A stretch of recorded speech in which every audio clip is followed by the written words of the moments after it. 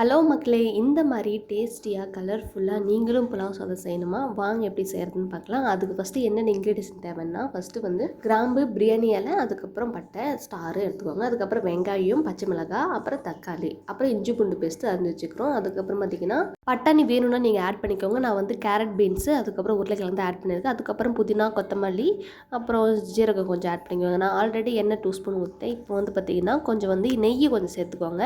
அதுக்கப்புறம் நம்ம எடுத்து வச்சிருக்கிற அந்த பட்டை, கிராம்பு இதெல்லாம் நம்ம போட்டுக்கலாம். அதுக்கப்புறம் சீரகம் வந்து போட்டுக்கலாம். அதை நல்லா வதங்கினோடனே பச்சை மிளகாய் போட்டுக்கோங்க. பச்சை மிளகாய் நல்லா வதங்கினோடனே வெங்காயத்தை ஆட் பண்ணிக்கலாம். வெங்காயத்தை கொஞ்சம் வந்து வதங்கினதுக்கப்புறம் இஞ்சி பூண்டு பேஸ்ட்டு போட்டுக்கிட்டு அதுக்கப்புறம் நம்ம வந்து தக்காளி ஆட் பண்ணிக்கலாம். தக்காளி போட்டோடனே ஒரு 2 ஸ்பூன் வந்து உப்பு போட்டுக்கோங்க.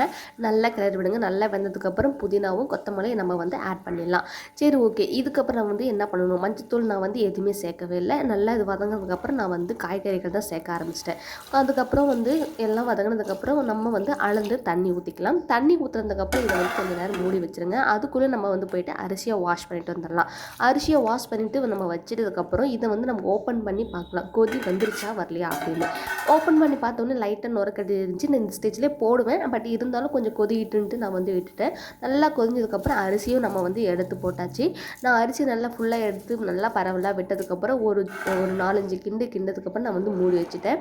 கொஞ்சம் கொஞ்சமாக ஓப்பன் பண்ணி பாருங்கள். அதுக்கப்புறம் ஒரு கொஞ்சம் நேரம் ஆனதுக்கப்புறம் நீங்கள் வந்து தம் கட்டி போட்டுருங்க. நானும் அப்படி தான் பண்ணேன். பட் என்னோடய சாதம் வந்து ஏன் இப்படி வந்து கலர்ஃபுல்லாக வந்திருக்குன்னு தெரியல, எனக்கே தெரியல. நானே கன்ஃபியூஸில் இருக்கேன். ஒருவேளை நான் தக்காளி வந்து எக்ஸ்ட்ரா சேர்த்துட்டுனா என்னன்னு தெரியல.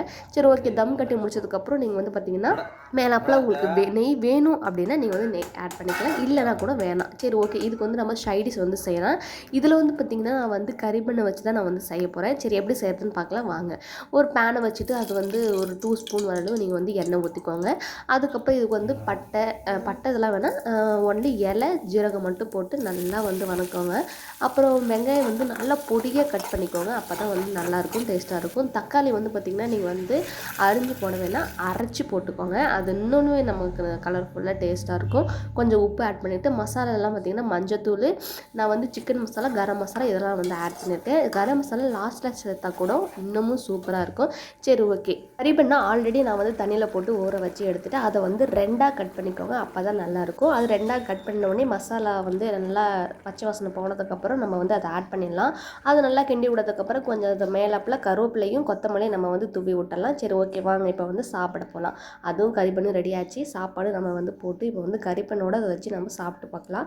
இந்த மாதிரி டேஸ்ட்டாக வேறு லெவலில் வந்து புலாவ் சாதம் செஞ்சு பார்க்கணுமா, நீங்களும் இதை போல் செஞ்சு பாருங்கள். பட் என்னோடது வந்து கலர்ஃபுல்லாக வந்திருக்கு. அது ஏன்னு தெரியல.